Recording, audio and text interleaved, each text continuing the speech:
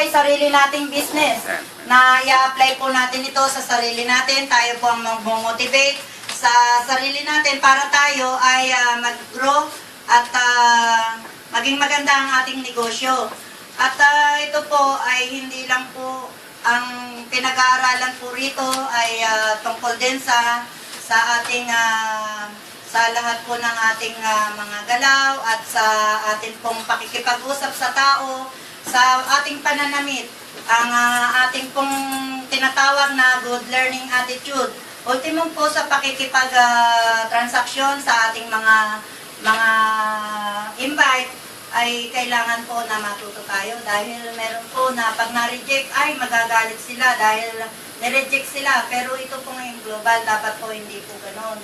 Pag po tayo na-reject ay pabayaan lang po natin sila dahil darating din po ang araw na pag nakita nila na successful tayo, mismong sila na ang lalapit sa atin dahil nakikita nila ang successful ng ating negosyo. Kaya po ang una natin pag-aaralan dito, yung mapaganda at maging maganda sa mata ng tao. Kaya po meron itong good learning attitude. Ultimum po sa pananamit at sa itinuturo din po. Kung makikita niyo po ang mga milyonaryo dito, dati po, yung iba, yung isang milyonaryo dito na downline po ni Leo Caduyat. Si Leo Caduyat po ay isang tricycle driver. Ngayon po, nag-i-income po siya ng 280,000 isang buwan sa tricycle driver. At yun po ay, ang mga invite niya, tricycle driver din. Kaya po tayo. Kung ano po yung po pwede rin po, hindi nga po siya nakapag-aral.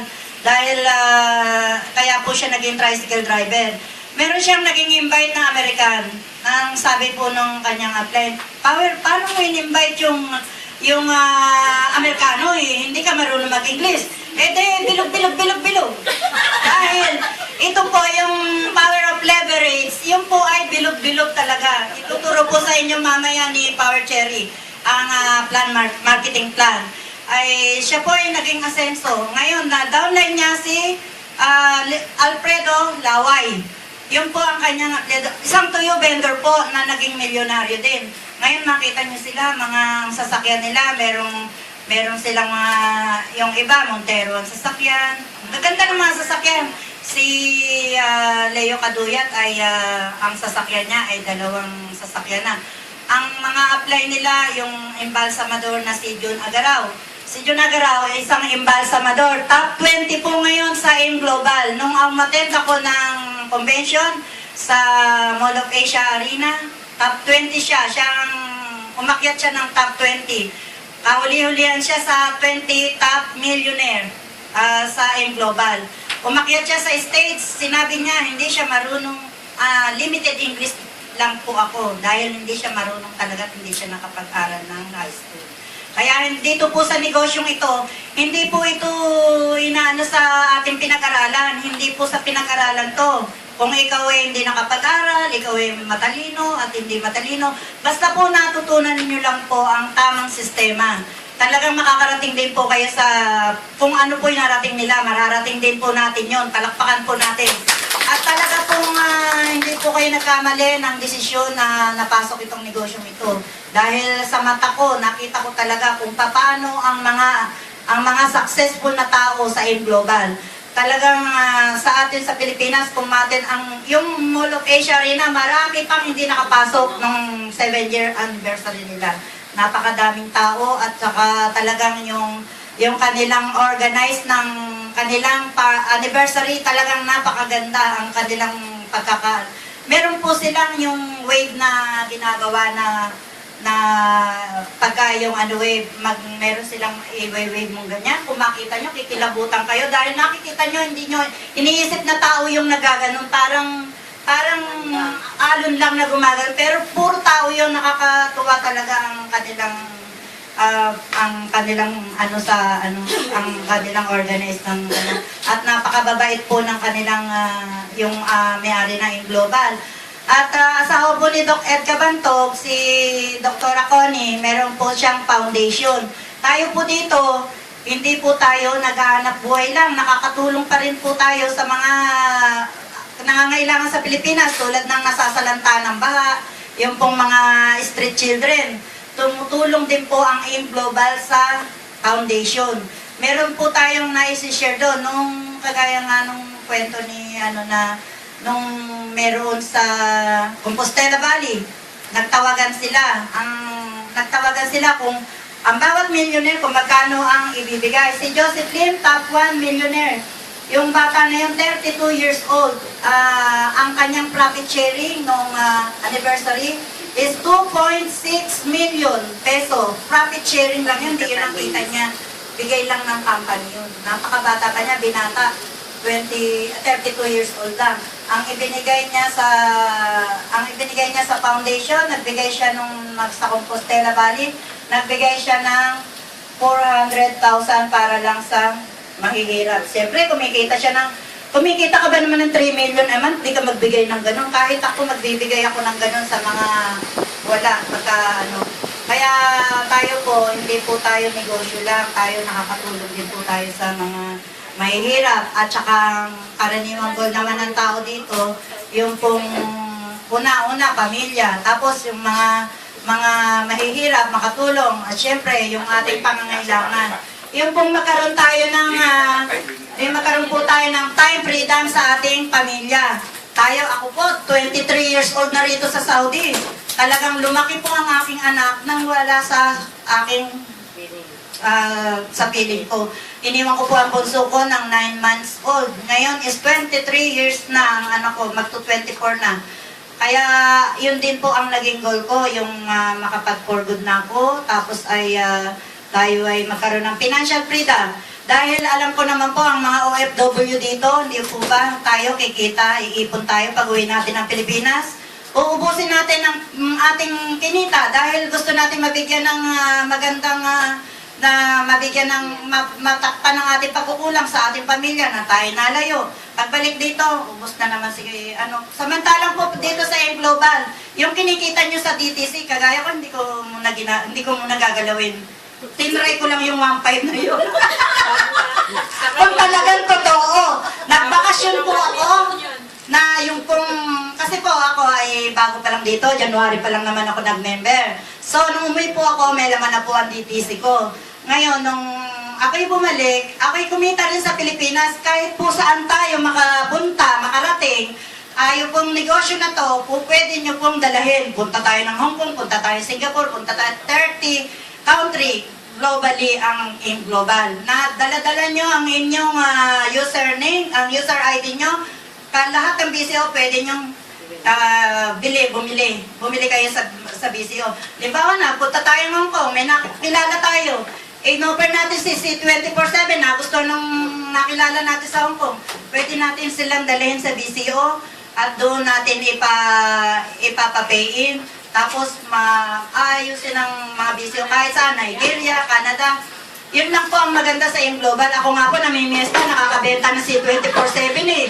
Palakpakan niyo po yun. Kasi po, napunta ako ng Quezon, nakilala doon sa aking kumare, na hanggang ngayon po, alam niyo po ba, hanggang ngayon, nung isang araw, bumili ng 3 si 24/7. Kahit po nandito tayo, po pwede po natin ipagamit ang ating user ID sa Pilipinas. Kahit nandito tayo, nakakabenta tayo. May nag-text sa akin, ate, ito ang coding. Bumili ako ng 3C 24/7 sa BCO Calamba. Imagine, nandito ako sa Jeddah, sa Calamba, kumikita ako sa kanila ng points. Hindi ko na kinukuha yung kumita yung sa 300 na kita doon. Pero yung points, malaking tulong sa akin yun. Dahil ang bawat 5 box ng C24/7, meron tayong isang points.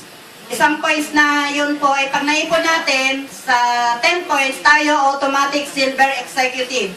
At pag tayo nag-silver executive, may another 10% tayo na discount sa dalawang legs natin sa downline. Tapos after ng 5% na. Kaya ito pong AIM Global, talagang napakagandang negosyo. Hindi po tayo dito, wala pong lugi rito. Manulugi lang po kayo dito pag pinautang nyo at ang nangutang sa inyo, hindi kayo binayaran. Kaya po ito, wag din po tayong magpapautang. Kasi Ang negosyo po ay na bumabagsak lang ang isang negosyo pag tayo'y nagpautang. Dahil ako po, nanggaling na rin po ako sa business, naging export, garment export ako, supplier. At ang nakabagsak sa akin, doon ako natuto. Na bumagsak ako dahil sa pinautang ko ang Bombay na hindi ako binayaran.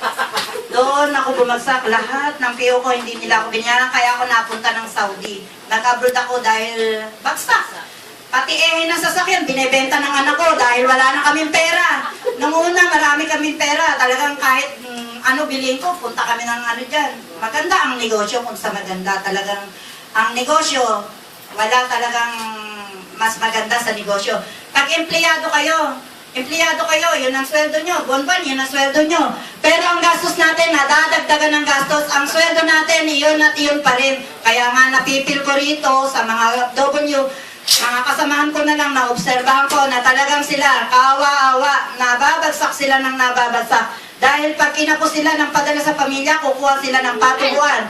Ngayon, nauso na rin po ang sanla ng ATM sa amin. Oh my God. Sabi ko nga sa kanila, ma-open lang, naaawa ako sa inyo, pero ayaw niyong open ang mind nyo na maging positive kayo. Gusto kong tulungan sila, pero wala akong magagawa, ini-ignore nila ako pinagtatawanan pa nga ako Dahil pagka ako ay umupo sa upuan, na maraming tao, ramdam na ramdam ko, talagang tumatayo sila, isa-isang nawawala. Sabi ko, asa na kayo katabi ko, nag-isa na lang ako dito. Tapos, nung kahapon niya, nung isang araw, sabi nung isa, ate, ba't nag-iisa ka dyan?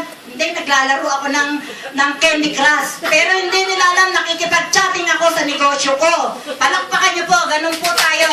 Kahit sa ating pong trabaho, once na meron po tayo na Android na telepono, pwede po tayong makipag-chatting pag libre oras natin. Ang libreng oras po natin, ilagay natin sa M Global. At siguradong babayaran po ng M Global lahat yan.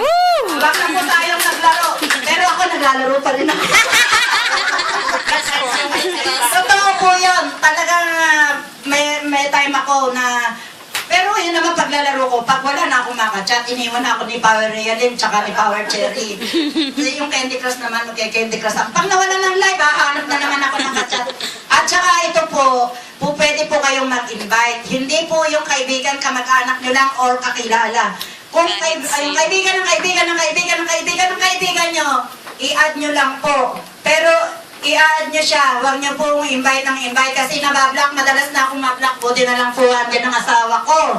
Na taga-alis ng block ko, lagi ako nabablock dahil meron naman pong nag-i-entertain yung Nigerian nung isang araw interesado na naman. Kahit na hindi siya nagpe-pay in, at least natututo ko na mag-encourage sa kanila. Makakatagpo pa rin ako. Sabi ko, hindi nyo man pansinin yung negosyo ko, ikukwento nyo yan sa iba, malay nyo. Hindi ba, yung pag-ikinuwento sa iba, edi sila yung kinuwentuhan niya nag-interesado. Edi siya mahirap yumaman yung kinuwentuhan niya. Ganun din po tayo, pagka tayo, ang mga invite natin, pagka tayo nag-invite, wag po tayong malungkot na nireject tayo ng mga in-invite natin. Dahil darating ang araw na para rin tayo naglalaro ng tongit dito. Nabuklat tayo ng buklat hanggang nahanap natin ang alas. Ay matatagpuan din po natin. Sa dami ng baraha, 4 lang po alas, di po ba? Pero yung pong alas na yun, pag natagpuan po natin at halimaw, ang ating natagpuan, kamukha ni Power Cherry. Ako daw, sabi nila, halimaw daw ako Hindi mo ako mukhang halimaw Pero halimaw daw ako sa negosyo. Kasi, yan po ang aking upline, si Power Cherry. Ngayon po, uma-active siya. Nung una po, okay lang sa kanya dahil na-invite niya ako. Nakita niya ang DTC niya. Meron ng 50 mil ang DTC niya, hindi siya nagtatrabaho. Nang dahil sa mga funds na nakukuha niya, yan, nakakakuhan po natin. Kaya po ito pong global. Pag po natutunan niyo ang marketing plan, kahit po sa una talaga maghihirap kayo. Mahirap po sa una, pero po pagka yan ay gumalaw na. At parang na lang sa inyo, baliwala na sa inyo, parang lalaruin nyo na lang. Dumaan din po ako sa ganung na naghirap. At nag-seminar po ako na talagang Hindi, dapat talagang ikaw mahirap ang pinagdadaanan namin. Tangay-tangay ko pa anak ko. Ang anak ko mainit ang ulo, tinatangay ko sa seminar. Dahil ayoko lumakad sa Pilipinas nang ako lang mag-isa. Nagpupunta ako ng Kabanatuan to Bulacan. 5 oras ang biyahe.